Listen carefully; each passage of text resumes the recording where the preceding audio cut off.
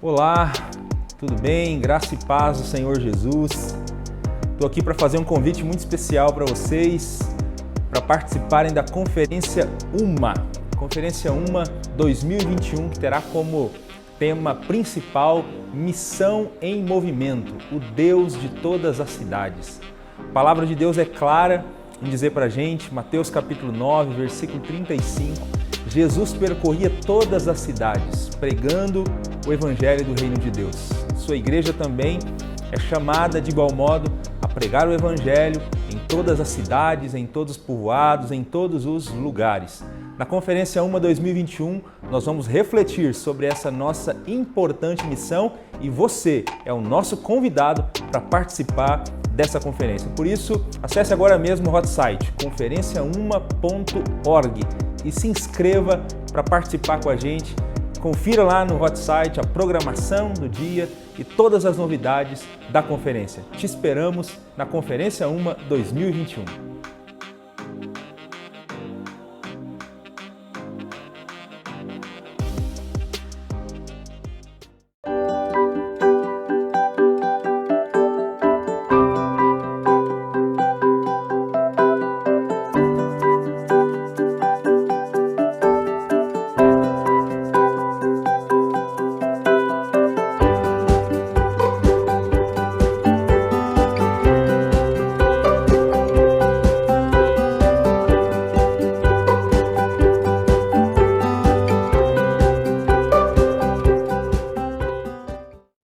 Olá, graça e paz. Esse é o programa Texto e Contexto, um espaço online da Igreja Adventista da Promessa, onde nós conversamos sobre temas de natureza doutrinária e teológica. Eu sou o pastor Eleilton e é uma alegria ter você por aqui. Os programas Texto e Contexto desse mês de outubro, nós estamos conversando aqui sobre alguns dos postulados da Reforma Protestante. A mensagem da Reforma Protestante tem sido o tema que tem nos acompanhado durante esse mês. Já falamos aqui sobre a Bíblia Sagrada e sobre a graça de Deus. Se você perdeu um desses dois programas, você pode acompanhar, assistir esses programas no nosso canal no YouTube, Promessistas Brasil. Hoje nós vamos continuar essa nossa temporada a respeito desse tema e vamos conversar sobre mais um postulado da Reforma Protestante, o somente a fé. Antes de eu falar sobre os convidados que nos ajudarão nessa conversa de hoje, eu queria desafiar você a compartilhar o link desse programa. Aproveita esse momento, vai lá no compartilhar, compartilha aí o link do YouTube com seus amigos, com seus familiares. Se você estiver assistindo esse programa pelo Facebook, compartilha aí também esse programa para que mais gente seja alcançada e edificada por esse conteúdo. Pois bem, nós temos a alegria hoje de ter conosco aqui no programa Texto e Contexto os pastores Alain e Mateus. Sejam muito bem-vindos ao programa Texto e Contexto. A paz do Senhor Jesus, ao pastor Eleilton, pastor Mateus, eu quero falar da minha alegria de estar aqui hoje, cumprimentar todos os irmãos com a paz do Senhor Jesus e que a gente possa ter uma boa reflexão hoje desse tema tão importante. Amém. Amém. Eu também quero cumprimentar os irmãos, pastor Elito, pastor Alain. Para mim também é uma alegria muito grande poder falar sobre um tema tão caro, né, para nós, na Reforma Protestante, que a gente vai discorrer aqui hoje, né, que é sobre a nossa fé, né, nossa fé cristã. Que Deus possa nos edificar nessa oportunidade. Amém. Bom, você que tem acompanhado o programa Texto e Contexto nesse mês de outubro, nós temos lembrado aqui a cada programa que esse mês é o mês que a gente comemora 504 anos desde que eclodiu na Alemanha o movimento que ficou conhecido como Reforma Protestante. Dia 31 de outubro de 1517, é o dia que o Martinho Lutero afixou as suas 95 teses na porta do castelo da igreja de Wittenberg, na Alemanha. E esse movimento, essa ação dele foi o estopim para esse movimento conhecido como Movimento de Reforma Protestante. Tempos depois, a mensagem desse movimento foi sistematizada em 5 solas, né? Somente a Escritura, somente a graça, somente a fé, somente Cristo e somente a Deus a glória. E nós estamos estudando, então, durante esse mês, esses 5 postulados da Reforma Protestante. Já falamos sobre a Bíblia, e já falamos também sobre a graça. E hoje vamos falar um pouco sobre o terceiro, que é o somente a fé. Sim. Quero começar então pedindo para o pastor Alan comentar um pouco para a gente sobre a experiência de Lutero. A gente sempre, no início de cada programa, né, por entender que de repente existem pessoas que estão começando a assistir a temporada ou a série a partir desse programa, sempre tenta meio que fazer um pano de fundo, né, da época, do que está acontecendo na época, para poder iniciar então o sola do dia, né, o postulado do dia. Então, como que as pessoas eram ensinadas na época de Lutero a respeito da salvação, a justificação? Elas eram ensinadas que elas podiam ser justificadas com base em quê? Comente um pouco sobre a experiência do Lutero nesse sentido, né? Como ele se sentia em relação a isso que era ensinado na época a respeito do perdão e da salvação. Essa questão da salvação, naquele contexto, a Bíblia diz que por falta de conhecimento, o povo perece. E por falta de conhecimento, o afastamento das Escrituras, naquela época se falava de uma salvação que era muito pelas obras, através do pagamento de indulgências ou de sacrifícios, penitências que se pagavam, as pessoas dessa forma adquiriam a sua salvação. E desta maneira, as pessoas entendiam que a salvação, ou para adquirir a salvação, aprendiam a confiar em si mesmas, nas suas obras, na sua força, na sua condição espiritual. E Lutero não era diferente disso, né? Nesse contexto, acho que já foi até tratado em programas anteriores aqui, que Lutero se tornou um monge, né? Ele se torna um monge no dia 18 de julho de 1505, ele entrou para um convento, né, dos eremitas agustinianos. Depois de enfrentar um momento bem difícil na vida dele, ele decidiu se dedicar a Deus e viver uma vida sem pecado, e ele encarou esse momento da vida dele com bastante seriedade. Então, no intuito de ter salvação, de ter paz no seu coração, de estar bem com Deus, ele então participava lá no monastério, lá naquele lugar, naquele convento, ele então participava de reuniões religiosas, de cultos, fazia vigílias, jejuns, e dedicava a vida inteira nesse tempo de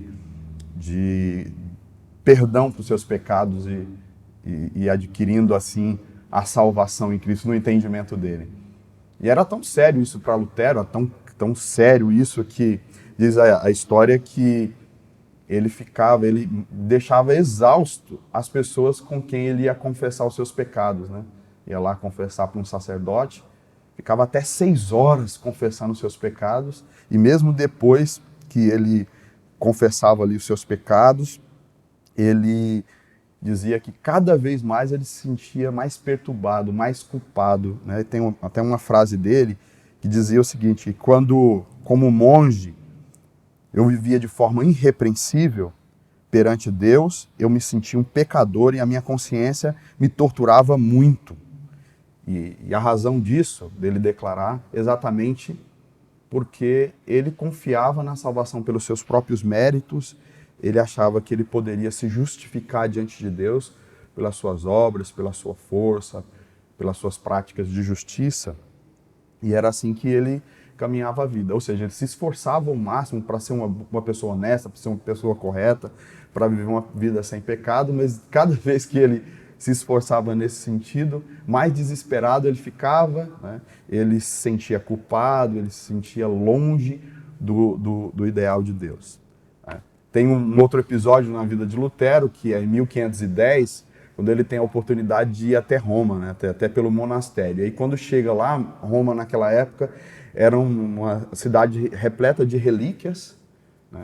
Havia a crença naquela época que se você estivesse diante de uma relíquia, aquilo te transferia virtude, te concedia bênçãos espirituais, né?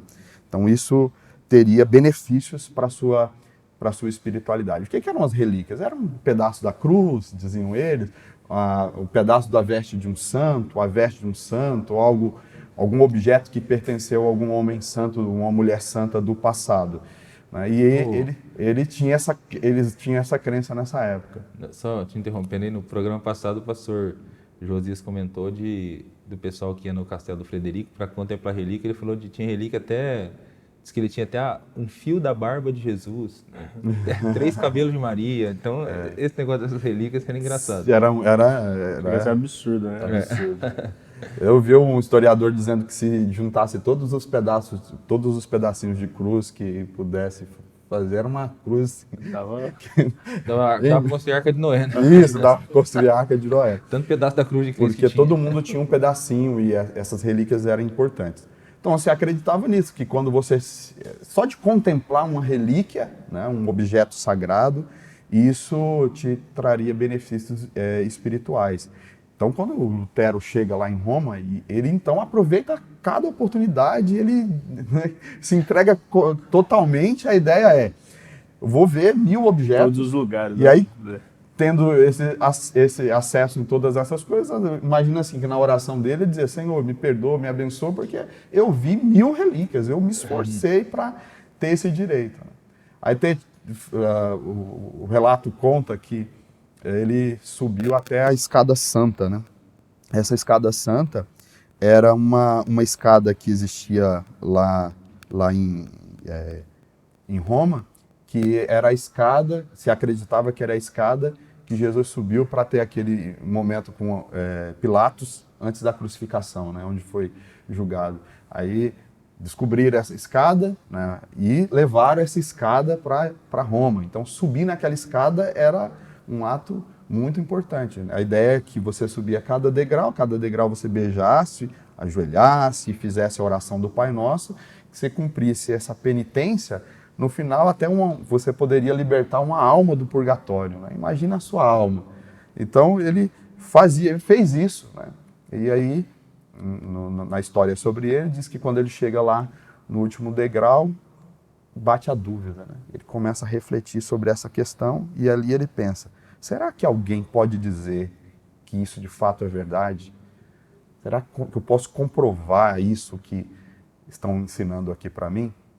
Bom, então, não muito tempo depois desta ida a Roma, ele tem uma experiência com Deus, ele começa a compreender a verdade. Lutero, lá no monastério, tem um acesso mais fácil às escrituras. Começa a ler Romanos, né, principalmente Romanos, mas ele lê a carta aos Efésios, lê carta aos Gálatas, e a sua vida vai ser transformada. E na leitura da palavra, né, sola as escrituras, na leitura da palavra, a sua vida é transformada, ele descobre que aquelas coisas não são verdade, e ele vai descobrir uma verdade que vai impactar e mudar definitivamente a sua vida, e não só a sua vida, vai mudar a história do mundo. Verdade.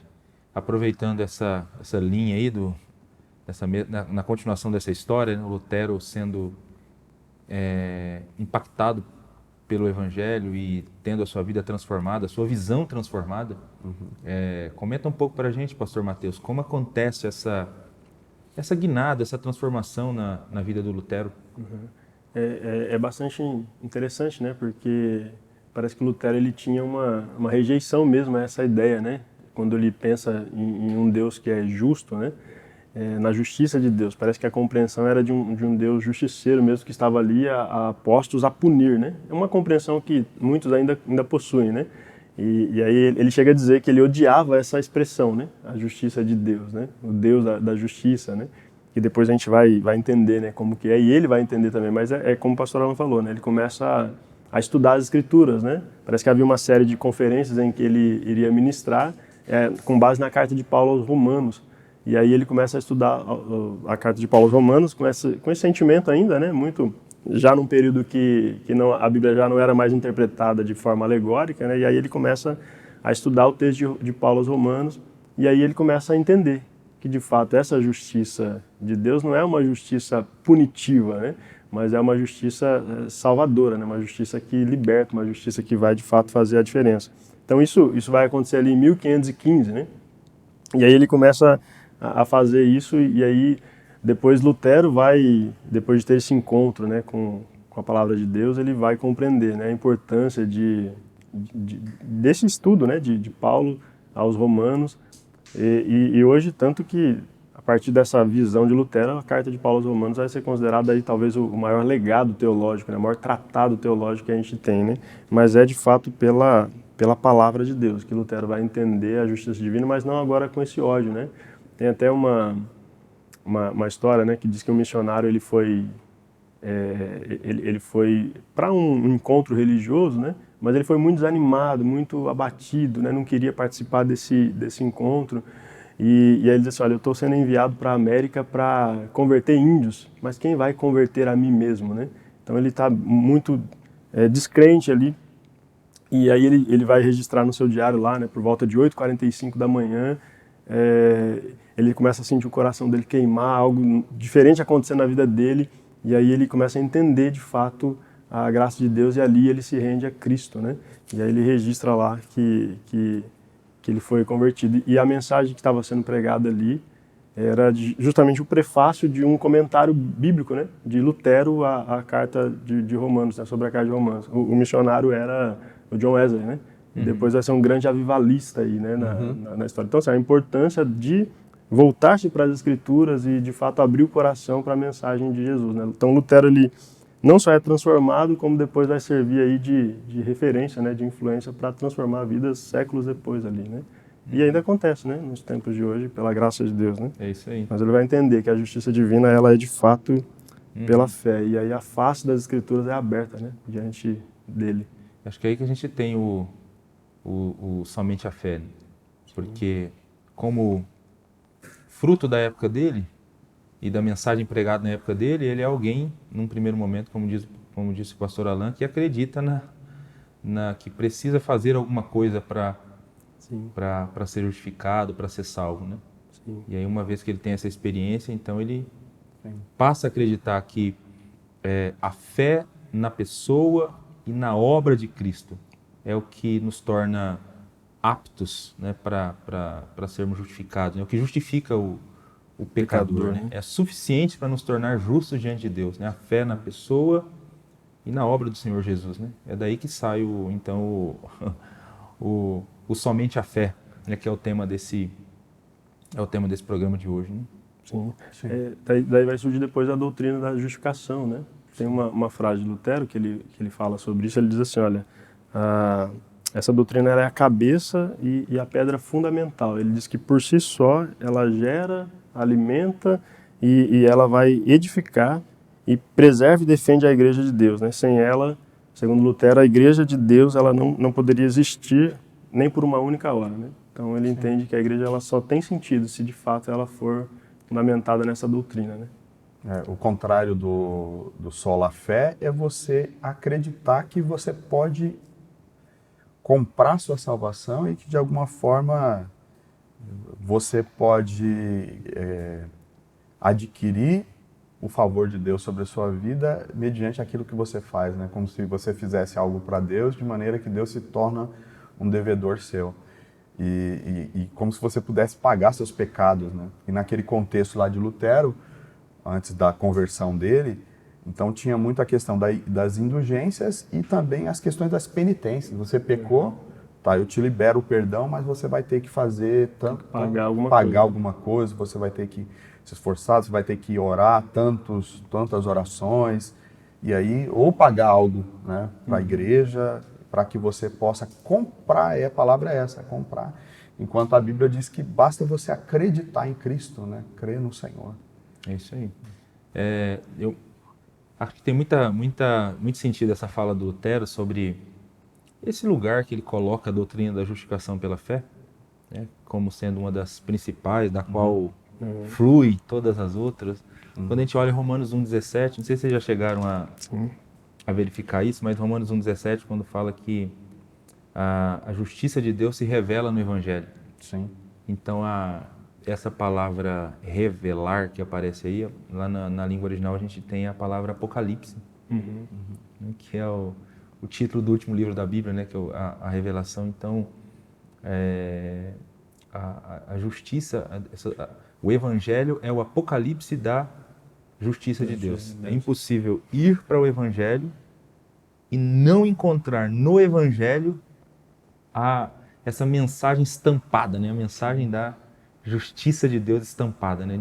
Do início ao fim, né? Porque ele revela, ele descortina para a gente, né? A ideia do Apocalipse, né? Ele descortina para a gente a mensagem da justiça de Deus, né? Então, de fato, é uma mensagem poderosa. Esse texto diz que é do início ao fim, Pela a fé. fé. Né? E é uma justiça que vem pela fé. Pastor Alan, essa fé por meio da qual nós somos justificados, como que a gente pode definir, entender? Vamos tentar explorar um pouco mais então essa ideia do somente a fé, né, presente aí como um dos postulados da Reforma Protestante. Como a gente define biblicamente essa fé por meio da qual vem a justificação? Sim, é até importante falar sobre isso, porque na Bíblia a palavra fé não tem um único sentido. Ela tem sentidos diferentes e é até importante a gente saber de que fé está se referindo aqui nesse sola. Né? Tem pelo menos 3 sentidos dos principais. Tem a fé no sentido de crença ou dogma, né? Que no caso a gente precisa defender a fé. Nós promessistas temos um doutrinal, temos um livro das nossas crenças. E aí a gente diz, essa é a nossa fé e defendemos a nossa fé. Então, esse é um primeiro sentido de fé, no sentido de crença ou dogma. Isso lá em Judas, capítulo 1, versículo 3, vai expressar isso, né? O autor diz lá o seguinte: Amados, embora estivesse muito ansioso para lhes escrever acerca da salvação que compartilhamos, senti que era necessário escrever-lhes insistindo que batalhasse pela fé uma vez por todas confiadas aos santos. Então a fé aqui de Judas 1, capítulo 1, versículo 3, é essa ideia de fé como crença, como doutrina. Outro sentido de fé é o sentido de fé como dom espiritual, né? É a fé sobrenatural ligada ao dom da fé, que está lá em 1 Coríntios 12, os versículos 8 e 9. Lembrar lá o texto, que diz assim: pelo Espírito a um é dado a palavra de sabedoria, a outro a palavra de conhecimento, a outra pelo mesmo Espírito a fé, né? A palavra fé que aparece ali, a outro pelo mesmo Espírito dons de curar, pelo único Espírito, e assim segue o texto ali. Na lista de dons aparece lá a palavra fé como um dom, e esse dom é a capacidade dada pelo Espírito Santo em que a pessoa tem uma confiança em comum nas promessas de Deus e que impulsiona a acreditar, a confiar. É uma fé que leva à confiança em milagres, né? Uma fé que tem a ver com aquela pessoa visionária, aquela pessoa que consegue visualizar o que Deus vai realizar no futuro e que se move por meio desta visão do futuro, né? Fé no sentido aqui como dom espiritual. É outro sentido da palavra fé. E aí tem um terceiro sentido, que é o que a gente chama da fé, a fé salvífica, né? O que é a fé salvífica? É a fé por meio da qual nós somos salvos. E esta fé, a gente poderia citar lá o texto de Romanos, no capítulo 5, o versículo 1 e 2, que diz assim: tendo sido, pois, justificados pela fé, temos paz com Deus por nosso Senhor Jesus Cristo, por meio de quem obtivemos acesso pela fé a esta graça do qual estamos agora firmes.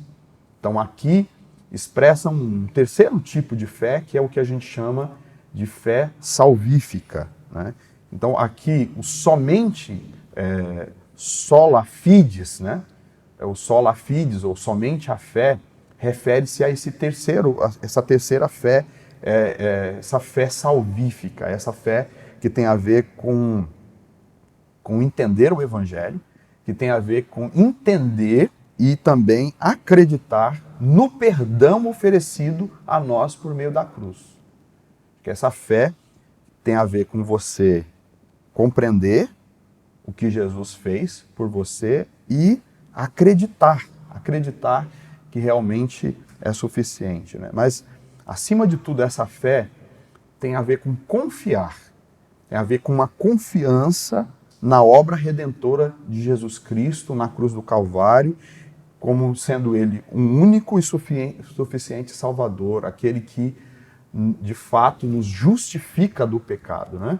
Justificados sois pela fé, por meio de Jesus Cristo, em Cristo. Essa fé de acreditar em quem Ele é e o que Ele fez por nós, né? Acreditar em Jesus. É dessa fé que nós estamos tratando aqui, neste sola, né? É essa fé que nos conduz à salvação, que nos conduz à vida eterna, né? Então é dessa fé que nós estamos nos referindo aqui. É aquela fé que Paulo fala aos Efésios, né? Que nós somos salvos de fato pela graça de Deus e não pelas obras, né? Então na fé está incutida ali a ideia de que é a graça de Deus, ou seja, é pelos méritos de Cristo, né? Pela obra de Cristo Jesus, né? Então é depender dessa fé, né? Para a salvação. Alguns vão dizer que o fato de você ter fé já seria um mérito, né? Que se você tiver que crer, então seria um mérito, né? Mas parece que não é isso, né? Porque, de fato, até para crer, a gente depende de Deus, né? Sim. Da graça de Deus, da obra de Deus, né? Da obra do Espírito na nossa vida. É uma ação do Espírito Santo que nos leva a crer por meio da sua palavra. A fé vem pelo ouvir, né? Sim. Tá. Inclusive, essa é uma questão que eu acho que é importante a gente conversar aqui, né? Como que a fé nasce no coração de uma pessoa, né? Realmente o pastor Alan comentou sobre a fé salvífica, né? Então, nós precisamos crer na pessoa e na obra de Cristo para sermos salvos. Pastor, né? deixa até uma questão. Eu até enfatizei, acho que a gente vai acabar comentando mais, né? Crer na obra de Cristo é importante, mas antes, o crer está ligado a entender. Porque às vezes há uma compreensão equivocada do Evangelho. A pessoa diz, eu creio, mas quando você vai conferir, não é aquilo que a Bíblia ensina. Então, entender a obra que ele fez na cruz, a suficiência dessa obra, e aceitar essa obra como algo que te perdoa, que te salva, né? Sim. Então, o pastor Alan comentou sobre isso, né, sobre a importância de crer. Como que a gente chega a esse entendimento, então, a respeito do que Jesus fez por nós, para que, de fato, essa fé seja gerada no nosso coração, a gente possa, de fato, exercer essa decisão, né? Ter essa capacidade de, então, eleger Jesus como nosso único Senhor. Sim. A fé vai nascer pela pregação do Evangelho, né? Então é uma fé que diz respeito à boa notícia de Jesus, ao que Jesus fez, né? E não o que nós fazemos. Então, o texto de Paulo, em Romanos 10:17, ele diz isso, né? Ele diz, consequentemente, a fé vem por ouvir a mensagem e a mensagem é ouvida mediante a palavra de Cristo. Então, precisa haver pregação, né? Daí vem, inclusive, depois a outra fala dele, né? Que ele vai questionar, né? Mas como eles vão invocar a Deus se eles não crerem, né? E aí ele faz até tem alguns estudiosos que vão chamar de o ciclo da proclamação, né? Só como que eles vão invocar se não crer, como crerão se não ouvirem, e aí como pregarão e como serão enviados. Então a pregação ela é fundamental, né? E como o pastor Alan falou, né? A ideia aqui de ouvir, né? É de fato entender. O evangelho precisa ser explicado. Às vezes a gente escuta muitas mensagens bíblicas, né? Mas que não explicam o evangelho de Jesus Cristo, né? Então, para as pessoas terem fé, elas precisam entender o Evangelho. O Evangelho de Jesus precisa ser, de fato, muito bem explicado, ensinado, né? Acho que até na ideia da defesa da fé lá, por exemplo, de Judas, né? Está contido todo um dogma, mas é um dogma que vai falar da palavra de Cristo, que vai detalhar, e aí ele vai lutar por tudo aquilo que foi construído a partir dessa mensagem, dessa verdade cristã, né? Então, se a gente invertesse ali aquela fala de Paulo aos Romanos, né?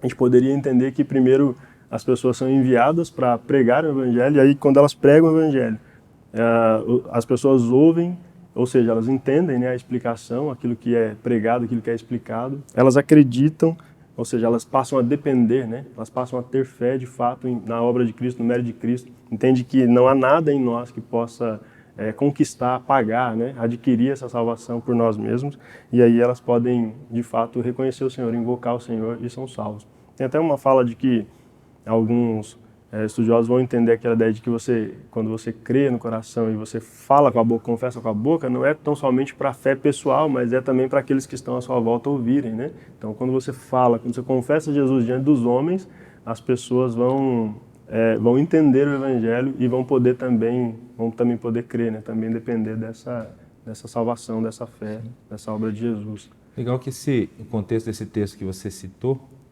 sobre a pregação do Evangelho, e de fato, para a fé nascer no coração é por meio da pregação do Evangelho. Então, enquanto o Evangelho está sendo pregado, o Espírito Santo está despertando a pessoa, né? Convencendo pecado, justiça, juízo, né? E dando capacidade para que a pessoa, de fato, possa depositar a sua confiança na pessoa e na obra do Senhor Jesus. E aí continua o texto e Paulo vai perguntar, porque Paulo vai falar, ele está tratando esse trecho de Romanos sobre a rejeição de Israel, né? A rejeição de Israel como povo. Aí ele vai perguntar, mas será que eles não ouviram? Será que eles não ouviram? Porque eles estão sendo rejeitados? Sim. E aí a continuação, não, eles ouviram, mas preferiram tropeçar na pedra de tropeço. Então é possível que mesmo ouvindo, a pessoa decida não crer, né? não crer e rejeitar a obra de Cristo. Foi exatamente o que Israel fez, né? Israel preferiu tropeçar na pedra de tropeço, porque buscava uma justiça própria, e não uma justiça que vem Paulo chega a dizer que Deus manifestou, né, na palavra de Isaías, né, Deus manifestou essa salvação para quem nunca o buscou, né? Sim. Para quem nunca dependeu dele, né? Então isso de fato é mérito de Deus, né? Mérito de Cristo, né? E esse é um evangelho ligado a esse evangelho, a essa frase, né? Somente a fé. E às vezes eu percebo quanto as pessoas têm dificuldade de compreender essa parte do Evangelho, da salvação pela graça, e sempre querer agregar algo, né? Como se eu pudesse fazer algo para ganhar a minha salvação, comprar a minha salvação, e não somente a fé em Jesus. Quando você vai olhar, por exemplo, a questão da salvação pela graça, a compreensão que o Evangelho apresenta para a gente é que nós somos pecadores e que nós estamos em dívida com Deus, né? E que alguém vai pagar essa dívida no nosso lugar e que a gente precisa acreditar que aquele que pagou a dívida é poderoso para fazer. E é suficiente. O que ele fez é suficiente para nos resgatar, nos perdoar. Mas a gente tem a ilusão de que nós somos capazes de pagar a nossa dívida, né? E esse é o problema e a dificuldade que a gente tem. O que o Evangelho fala sobre essa dívida que a gente tem com Deus? A Bíblia diz, em primeiro lugar, que a nossa dívida com Deus ela é impagável. É impagável. O salário do pecado é a morte e o nosso pecado nos distancia de Deus. E aí tem alguns textos da Bíblia que falam sobre isso, né? Primeiro, aquele texto lá de Salmo 49, 8 a seguir, que diz que não há recurso nosso que seja capaz de pagar pela nossa salvação e que nós pudéssemos, se nós quiséssemos usar todos os recursos, tudo que a gente tem, tudo que a gente possui, seria insuficiente para salvar uma pessoa, resgatar uma vida. Eu sempre reflito sobre isso, né? Então, qual o tamanho dessa dívida? Ela é imensurável, ela é impagável, como eu disse aqui. E talvez um dos textos assim, que expressa isso mais, aquela parábola de Jesus do credor impassivo lá, que o rei perdoa uma dívida e ele não consegue perdoar uma dívida mínima do outro, né? E ali, o cálculo que é feito para aquela dívida é um cálculo de bilhões, né? De bilhões, né? Um valor altíssimo, bilhões de dólares, que é impagável. E é essa a ideia da parábola. E ali aquela dívida, ela reflete a nossa dívida com Deus. Então, a nossa dívida com Deus é uma dívida impagável. Se nós usássemos todos os nossos recursos, nós jamais conseguiríamos nos justificar ou pagar pelo que nós devemos. Mas se a gente imaginasse que é possível fazer isso por meio das obras? Tá bom, cada obra que você realizar, cada bom ato, cada mandamento que você guardar, que você fizer, você vai tendo um crédito diante de Deus. Imagina isso. Aí você vai cumprindo a sua dívida. Sua dívida é de bilhões, mas você vai pagando isso por meio de suas obras, de sua atitude. Cada oração que você faz, cada ato, você vai pagando. Aí a gente teria que evocar outro texto da Bíblia, que é o texto lá de Isaías, que diz que os nossos melhores atos de justiça diante da santidade de Deus não passa de trapo de imundícia. Ou o texto de Jeremias 18, que diz que o nosso coração é enganoso, que até mesmo as nossas boas intenções são contaminadas. Então eu penso assim, se você considerar essas questões, cada ato de justiça e cada boa obra que você faz, você podia calcular isso, mas cada ato desse seria 1 centavo, digamos, né? Só que sua dívida é de 1 bilhão, meu irmão. Você pode fazer tudo, você pode praticar tudo, você pode se esforçar, você pode fazer como Lutero fazia, se esforçava e ia, confessava. Pode subir escada de joelho. Subir escada de joelho, mas cada ato Beijando daquele, cada degrau. né, cada ato dele, cada beijo dele era 1 centavo numa dívida de 1 bilhão e ele nunca pagaria. Sim. E o Evangelho nos propõe o fato de que alguém que foi capaz de pagar essa dívida, e esse foi Jesus Cristo. Então eu preciso apenas acreditar que Ele é capaz, que a obra dele foi suficiente para me perdoar de todos os pecados, né? Não somente, até você puder explorar um pouquinho isso aí, mas não somente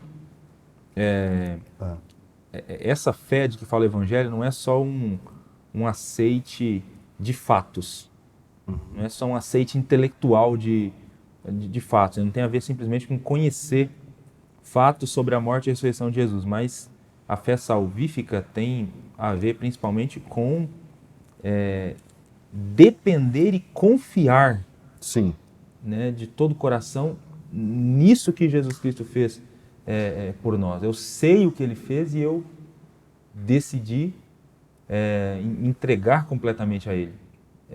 Nessa linha, correto?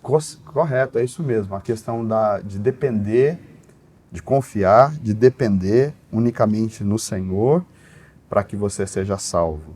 E tem até textos bíblicos que caminham nessa direção, né? O texto de crer em Jesus como meio, né? Crer no que Ele é, no que Ele fez. O texto de João, capítulo 1, versículo 12, lá no início do Evangelho, onde está escrito: contudo, aos que receberam e creram no seu nome, deu-lhes o direito de se tornarem filhos de Deus. Então, crer em Jesus, na obra dele, no que ele é que me dá esse direito. Não no que eu faço, não há nada que eu possa fazer que deixa Deus endividado comigo, né? Então, crer em Jesus, essa fé. Ou o texto lá de João 3,16, que diz: porque Deus amou o mundo de tal maneira, né, que deu o seu Filho unigênito para que todo aquele que nele crê, então é isso, nele crê, não pereça, mas tenha a vida eterna. Então esse é o critério, por isso sola fide, né, somente a fé. Você precisa acreditar que a sua dívida já está paga, não é que vai ser paga, ela já está paga, e você apossar dessa bênção sobre a sua vida através da fé. Tem o Leon Morris, que é um teólogo importante, ele fala o seguinte, que essa fé, e eu citei aqui 2 textos do Evangelho de João, né? Diz que essa fé relatada no Evangelho de João é uma atividade que arrebata os homens para fora de si mesmos e os torna um em Cristo. É um ato de tirar o ser humano dessa consciência, dessa crença nos seus méritos, arrebata o ser humano de fora de si mesmo e coloca esses seres humanos em conexão com Cristo. Então, o que é a fé no Novo Testamento? O que é crer em Jesus? O que é confiar em Jesus? Tem a ver com algumas afirmações que a gente poderia fazer aqui. Segundo o Novo Testamento, tem pelo menos 3 elementos. Um elemento que é próprio da fé no Novo Testamento. Quando há um conhecimento de fato de quem é Cristo. A gente já falou sobre isso aqui, né? Exige um conhecimento sobre quem ele é, o que ele fez, o que ele realizou na cruz.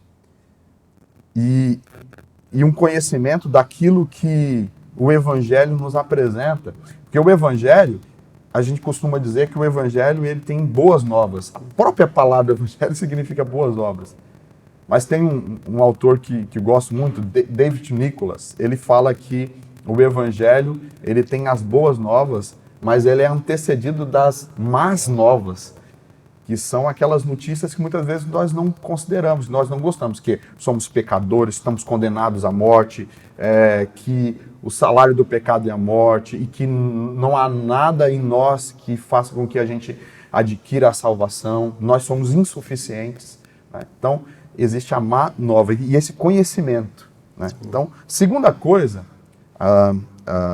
na verdade, que o segundo elemento é a necessidade de uma aprovação a respeito desses fatos.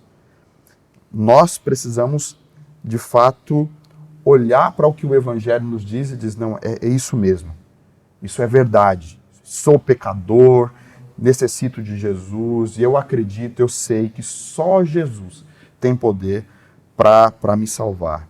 E aí o terceiro elemento é a questão de uma confiança. Então, é preciso ter um conhecimento, ter uma aprovação, uma aceitação daquilo, mas também uma confiança, né? O conhecimento e a aprovação desses fatos relacionados de que Cristo é poderoso para nos salvar, isso deve me ajudar a confiar, entregar a minha vida completamente a Ele, né? Então eu decido confiar nele, eu decido depender dele de todo o meu ser. Então a fé na pessoa, a fé na obra de Cristo, é essa fé que é suficiente para que nós sejamos salvos. É disso que nós estamos falando aqui.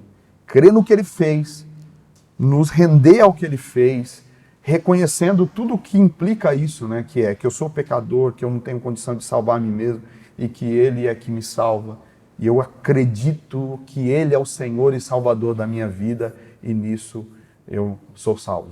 O Evangelho ele vai revelar a necessidade, né, da salvação, porque muitas pessoas elas não percebem, né, que precisam ser salvas, né?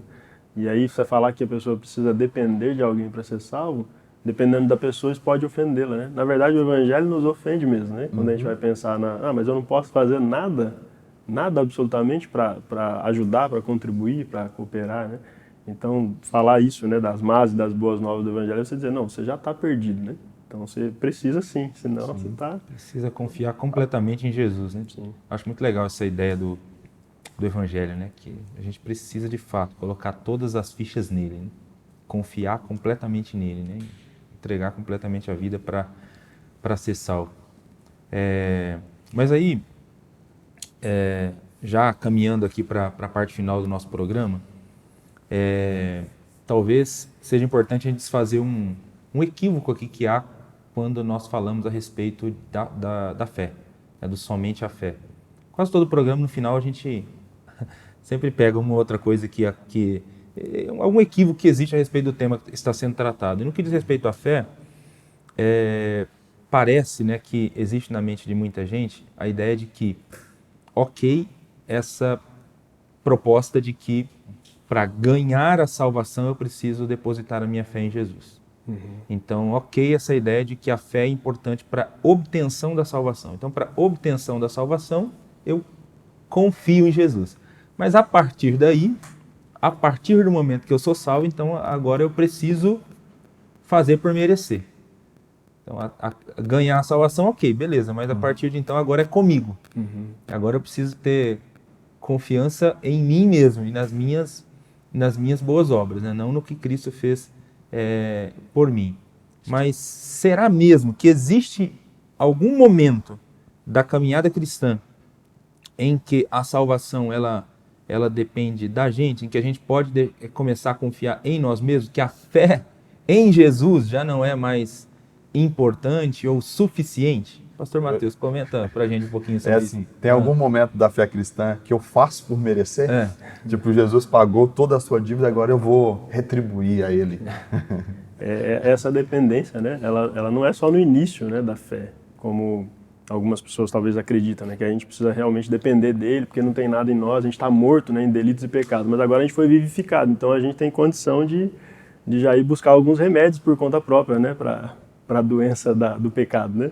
Mas de fato não é possível, né? Se eu vou até a farmácia buscar um remédio, se assim a gente pudesse dizer, né, espiritual, eu vou porque de fato essa minha vida é sustentada por esta fé. O texto, queria ler o texto, né, de Paulo aqui, né, aos Romanos, o 1:17, o texto bíblico vai dizer isso para a gente, né? Pois a justiça de Deus se revela no Evangelho de fé em fé, como está escrito, o justo viverá pela fé, né? Ele vai citar aqui o profeta, né, o profeta Abacuque, e viver pela fé talvez seja aí a confusão, né? Algumas pessoas entendem que para elas continuarem vivas, continuarem salvas, elas precisam continuar depositando essa fé e isso depende delas, né? Mas a fé aqui é de fato depender da fidelidade de Deus, né? E não da nossa própria fidelidade, né? Então, a fidelidade de Deus é o que vai nos sustentar o tempo todo. Então, viver pela fé é continuar dependendo de Deus para toda a vida cristã, em tudo que a gente fizer, né? Inclusive para guardar os mandamentos. Eu não posso guardar os mandamentos, por exemplo. Eu não posso obedecer à lei de Cristo se não for na dependência de Deus, se não for o Espírito Santo de Deus, né? Acho que no capítulo 2, né, Paulo vai dizer aqui aos Romanos que é o Espírito que nos conduz ao arrependimento. Então, até quando nós pecamos, e vamos confessar esse pecado, nós o fazemos também na dependência de Deus, né? Na dependência do Espírito. Então, se não houver essa ação de Deus continuamente, essa dependência continuamente, do início ao fim, né? Como diz o texto, a gente de fato não consegue permanecer, né, na salvação. Não depende da minha obra ou de algo que eu vou, de fato, empreender, né? Como se fosse um grau de evolução, né, que eu fosse amadurecendo ao ponto agora eu tenho condição. A gente faz isso às vezes com o discipulado, né? Você vou discipular aqui ou vou ser discipulado e aí chega uma hora que a gente fala assim, agora você já tem condição de caminhar sozinho. Mas se a gente parar e pensar no relacionamento de pai e filho, por mais que o filho tenha a sua caminhada madura, o pai sempre vai estar ali, né? Sempre vai estar ali cuidando, intercedendo, aconselhando, né? Então, para a salvação, biblicamente a gente entende que não há como se desprender da direção de Deus, né? Da vontade de Deus e do cuidado de Deus para nós, né? Então o tempo todo vai nos levar a isso, né? Eu tive um discipulador que um dia estava me explicando o que é você pecar sendo crente, né? Ele dizia que cada vez que você peca, você perde a salvação ali. Toda vez que você peca, ele usava até isso me assustava, eu lembro quando bem jovem, eu dizia o seguinte, que é como se cada vez que você peca, você coloca a cabeça na guilhotina. Então você tem que pedir perdão pelo seu pecado, porque se Jesus voltar naquela hora, ou se você morrer, você está perdido. Condenado na hora. Está condenado na hora. Então você pede perdão e clama e se esforça, porque senão você tá perdido. Eu ficava refletindo sobre isso, né? E aí tem muita gente que acredita assim, que pensa dessa forma, que a questão do perdão é limitado. O perdão de Jesus tem um limite, né? Ele vai te atender até aqui, a graça dele, ele vai te justificar, mas tem um limite. E quando a gente aprende pela palavra de Deus que não há um limite para a graça, para o perdão, para a justiça de Deus sobre nós, e que a gente usou a expressão da dívida, de Jesus pagou a nossa dívida, mas pela fé, ele entregou para a gente um cartão ilimitado, em que quando a gente pecar, a gente pode recorrer. A ideia não é ficar recorrendo o tempo inteiro pedindo perdão, mas a gente tem essa fonte da fé para caminhar. Falando assim no sentido de pecado, que é aquele texto lá de João, a carta de João, capítulo 1, o versículo 8 a seguir, que diz que se nós dissermos que nós não temos mais pecados, ou seja, nós estamos perfeitos, então a gente está nos enganando e querendo dizer que Deus é mentiroso, né? Mas a ideia é que nós somos falhos, nós somos pecadores, ainda somos, e que se nós confessarmos os nossos pecados, e confessar o pecado tem a ver com confiar, ter fé, fé salvífica aí também, né? Confiar em Jesus, que ele é fiel e justo para nos perdoar e nos purificar de toda a injustiça. Aí o capítulo 2 começa dizendo, olha, filhos, eu estou dizendo isso não é para vocês ficarem pecando, porque não é essa a proposta do Evangelho. Porém, se todavia vocês falharem, lembra que vocês têm Cristo, lembra que vocês têm o perdão, que vocês podem recorrer à justiça dele e continuar, continuar, né? Sim. Eu estou falando isso porque eu vejo muitos crentes com medo, muitos crentes que não têm certeza da salvação, porque hora ou outra peca, que é o que Lutero tinha, né? Lutero, ele se esforçava, ele fazia, mas hora ou outra ele se pegava num pensamento pecaminoso, ele confessa isso em seus escritos. eles pegavam no pensamento pecaminoso. Tipo, o nome dele estava escrito no céu, pecou, ele pensou errado, Deus apagou. Aí fica apaga e escreve, apaga e escreve. Tipo, fica numa oscilação, como se a salvação fosse perdida tão simplesmente assim, que Deus fica o tempo todo te julgando e a pessoa fica o tempo todo com um sentimento de culpa e não tem paz no coração nunca. A fé em Cristo nos ajuda a ter paz na nossa caminhada cristã. Eu acho que é importante a gente ressaltar o tamanho dessa salvação, né? O autor aos Hebreus diz que a gente não deve negligenciar tão grande salvação, né? Mas a impressão que a gente tem mesmo é essa, né? Que a compreensão dos irmãos é que a gente perde, se não der tempo de confessar o pecado e Jesus voltar, a gente está perdido, né? Mas se a gente fizer isso, a gente está anulando, então, o sacrifício de Cristo. O sacrifício de Cristo ele é para perdoar os pecados do passado, do presente e do futuro, né? Ou seja, todos os pecados da Bíblia, né? Todos os pecados são perdoados, né? Pelo sacrifício de Jesus. O texto lá de João que você falou, né? O propósito da escrita, o propósito de conhecer é para que a gente não peque mesmo, né? E até nisso, a gente precisa depender de Deus. É possível a gente viver uma vida em santidade por causa dessa justiça de Cristo, né? Não por causa da nossa justiça. Pedro vai dizer isso, né? Que agora a justiça de Cristo ela é imputada a nós, né? Assim como o nosso pecado é imputado a Cristo, agora a justiça de Cristo é a nossa. Então a gente faz isso na dependência de Cristo. Mas se a gente escorregar, se a gente cair, a gente perde a salvação? Não, a gente não perde, né? Porque o sacrifício de Jesus é perfeito, né? Como diz o autor aos Hebreus, é de uma vez por todas, né? E aí o texto lá de Hebreus que fala da fé, né? Que vai citar de novo essa expressão do justo, né? Que é o justificado, né? A gente está falando da doutrina da justificação, que é justamente esse ato de Deus nos absolver, né? Nos inocentar da condenação eterna. Aí ele vai dizer que do início ao fim a salvação é pela fé, né? Então a gente precisa entender isso, né? Não importa o período ou o estágio que a gente esteja na salvação, ela vai ser sempre na dependência dessa fidelidade de Deus, né? Quando o cristão peca, é óbvio, né? Deus não se agrada disso, né? Porque pecado sempre é algo que ofende a santidade de Deus. Mas acho que o que a gente está querendo colocar aqui é que esse pecado não tira a filiação. Sim. A salvação, né? Deus se desgosta, talvez a comunhão fique rasurada, mas a pessoa continua salva, se foi declarado justo por Deus, né? Acho que, não sei se foi você, o pastor Alan, que citou o texto aqui de Romanos capítulo 3, né?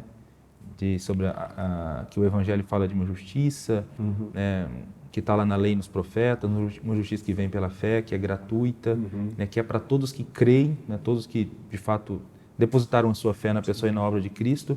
E aí o texto lá fala que essa justiça se manifestou para perdoar os pecados anteriormente impunes. Sim. Então, todos os nossos pecados foram perdoados por Jesus, né? De fato, como o pastor Mateus falou, presente, passado e futuro, né?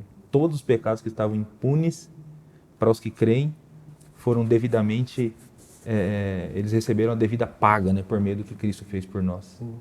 É cancelada, né? Sim. A dívida, né? Mas é isso, meus irmãos. Muito obrigado aí por essa boa conversa a respeito da fé no Senhor Jesus, por a gente conversar um pouco mais sobre mais esse postulado da Reforma Protestante. Queria pedir para o pastor Alan apresentar um desafio final para todos aqueles que nos ouviram até agora. Na sequência, o pastor Mateus, que ele orasse por todos nós. Não faz muito tempo, eu na sala pastoral tive a oportunidade de aconselhar uma serva do Senhor que carregava no coração um sentimento de culpa muito pesado. Que ela diz assim, para o meu caso não tem jeito, não tenho o que fazer, eu me esforço e não consigo, eu sei que Deus já não me aceita mais. Eu ouvi essa fala. Eu fiquei tentando aconselhar e desisti de aconselhar e decidi pregar o evangelho para aquela pessoa, dizendo que, independente do tamanho do pecado, da atitude, do que ela tinha visto, que Deus a amava e que Deus a perdoava e que, por mais difícil que fosse a vida dela, Jesus tinha saída, Jesus tinha cura por meio do seu perdão. Falei do Evangelho, falei do sacrifício de Jesus e que ela precisava crer em Jesus, confiar no perdão de Deus e na obra de Deus na vida dela. E aí a gente ministrou essa palavra, ministrou esse momento, e a palavra foi exatamente sobre a importância de acreditar que o sacrifício de Jesus era suficiente para perdoar e salvar aquela pessoa. E louvado seja o nome do Senhor Jesus. Depois eu encontrei com essa pessoa, conversei com essa pessoa em outros momentos, e ela dizia: eu realmente tenho paz agora no meu coração, porque eu compreendi o perdão de Deus e Deus tem me ajudado. Né? Essa pessoa falhou outras vezes e a gente foi ajudando e ajudando essa pessoa a entender o Evangelho, o perdão de Deus e a fé, a importância da fé em Jesus. Por que eu estou dizendo isso? Porque eu sei que existem muitos crentes que lidam com um sentimento de culpa e que se esforçam e eticamente tentam fazer de todas as formas e hora ou outra se percebe culpados, se percebe falhos, se percebe insuficientes. E ao invés de recorrer a Jesus, busca muitas vezes mais no legalismo, tentar por seus próprios méritos e esforços adquirir o favor de Deus, e essas pessoas continuam ainda mais perturbadas e ainda mais culpadas. O desafio que quero trazer para você hoje é: renove esse sola fide, somente a fé, nesse estudo no seu coração, crendo em Jesus. E a pergunta que eu faço: você tem descansado no sacrifício de Jesus, na obra que ele realizou por você na cruz do Calvário? Ou ainda você, como cristão, lida com o sentimento de culpa o tempo inteiro? Então, ao invés de ficar culpado, creia em Jesus, descanse em Jesus, diga: Jesus, eu acredito que a sua obra é suficiente na minha vida. Receba o convite de Jesus sobre a sua vida: vinde a mim, todos os que estão cansados, sobrecarregados, eu vos aliviarei. Aprender de Jesus, crer em Jesus, servir a Jesus é um caminho para a gente ter paz, para a gente descansar, para a gente se libertar do sentimento de culpa. Amém. Amém. Senhor Deus e Pai, em nome de Jesus e por causa de Jesus, os méritos de Jesus na cruz, nós podemos agora nos dirigir a Ti, Senhor, por causa da fé que vem de fato da Tua palavra, do Teu Evangelho. A gente consegue viver uma vida não mais na prática do pecado, sob o domínio do pecado. A gente pode agora viver assim, Senhor, por causa da fé que nós depositamos em Ti, porque o Senhor nos ajuda em nossas fraquezas. E nós queremos Te agradecer, Senhor, por mais essa oportunidade de podermos lembrar estas verdades gloriosas, Senhor, da Tua palavra. Que esta fé, Senhor, possa continuar sempre sendo compreendida e continue nos conduzindo, Senhor, até o momento em que nos encontraremos contigo e então seremos transformados de uma vez por todas e aí poderemos desfrutar para sempre, Senhor, da Sua presença em nossa vida sem nenhum mal. Em nome de Jesus eu oro, Senhor, em nosso favor, em favor de cada irmão, de cada irmã que tem dúvida da sua salvação, mas se ela crê em Jesus Cristo, que ela possa, no nome de Jesus Cristo, extirpar essa dúvida da sua mente, do seu coração e viver na dependência do Senhor para a Tua glória. Amém, amém. E amém. Amém. Obrigado, pastor Mateus, pastor Alan, por essa participação hoje no programa Texto e Contexto. Obrigado a você que nos acompanhou até aqui, que esteve conosco até esse momento, estudando sobre essa importante mensagem da Reforma Protestante ligada à fé. Na próxima semana nós vamos continuar a nossa série sobre os postulados da Reforma Protestante e vamos falar um pouco aqui sobre o somente Cristo. Não perca esse programa, nós esperamos por você para juntos, mais uma vez, estudarmos a Palavra de Deus. Deus abençoe e até o próximo programa.